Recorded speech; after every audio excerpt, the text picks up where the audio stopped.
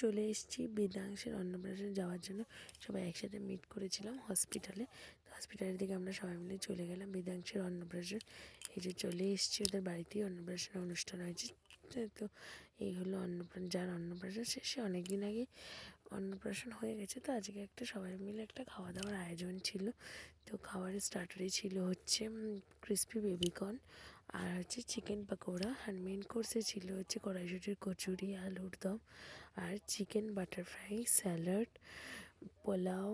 মাছের আইটেমের মধ্যে ছিল হচ্ছে ফিশ পাঞ্জাবি, নবরত্ন, চিকেন রেজালা, চাটনি, পাঁপড়, মিষ্টি, দু রকমের মিষ্টিটা নলেন রসগোল্লা, একটা সন্দেশ, আর ছিল হাজমোলার জল।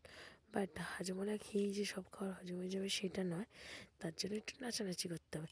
তাই আমরা হজমোলা আর জল খেয়ে চলে আসলাম ডান্স করতে। এখানে আমার ডান্সটা নেই, আমার ডান্সটা অন্য জায়গায় আছে।